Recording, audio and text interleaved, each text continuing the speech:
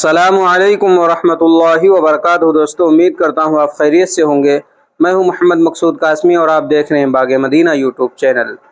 دہلی کی جامع مسجد میں کل جمعے کے موقع پر شاہی امام سید احمد بخاری نے خطبے سے قبل اردو میں بیان کرتے ہوئے ملک کے موجودہ حالات پر شدید رنج و غم کا اظہار کیا اور وزیر اعظم نریندر مودی، وزیر داخلہ امت شاہ سے ملک میں جاری نفرت کے ماحول کو ختم کرنے کے لیے اقدامات کرنے کا مطالبہ بھی کیا۔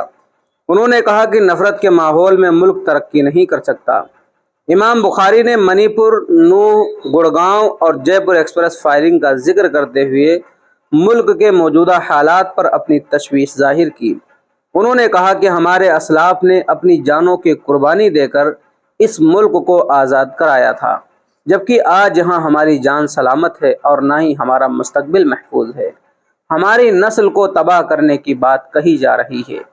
انہوں نے کہا کہ 57 مسلم ممالک ہیں جہاں ہندو اور مسلمان مل کر رہتے ہیں اور وہاں ہندو بے خوف ہو کر کے رہ رہے ہیں۔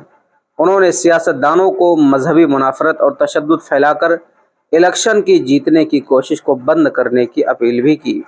انہوں نے کہا کہ ہریانہ میں فسادات کے بعد پنچایتوں میں مسلمانوں کے خلاف نفرت پھیلائی جا رہی ہے اور ان کے بائیکاٹ کا اعلان بھی کیا جا رہا ہے، جس سے پورے ملک میں دہشت کا ماحول ہے۔ انہوں نے وزیر اعظم سے مسلمانوں کے من کی بات سننے کی اپیل کی اور ملک میں امن کی فضا قائم کرنے کے لیے سخت اقدامات کرنے کا مطالبہ کیا۔ اور جیسا کہ آپ حضرات کو پتہ ہے کہ ابھی پچھلے ہفتے نوح میں اسی طریقے سے ٹرین کے اندر کیا کیا معاملے ہوئے ہیں، اسی کو لے کر کے جامع مسجد دہلی کے جو امام ہیں انہوں نے مودی سرکار اور امت شاہ سے کئی چیزوں کا مطالبہ کیا ہے اور اپیل کی ہے کہ آپسی نفرت کو ختم کر دیا جائے۔ اسی طریقے سے جو لوگ ملک کے حالات کو خراب کر رہے ہیں ان کے خلاف سخت سے سخت کارروائی کی جائے۔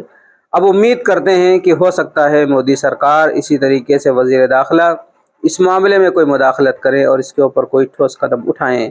اب آپ حضرات کا شاہی امام سید احمد بخاری کے بیان کے متعلق کیا کہنا ہے بھیا بتلا دیجئے نیچے کمنٹ کر کے، اور پہلی بار چینل پر آئے ہیں تو سبسکرائب بھی کر لیجئے۔ چلیے دوستو، پھر ملتے ہیں انشاءاللہ جلدی کسی نئے ویڈیو میں کسی نئے ٹاپک کے ساتھ۔ السلام علیکم ورحمۃ اللہ وبرکاتہ۔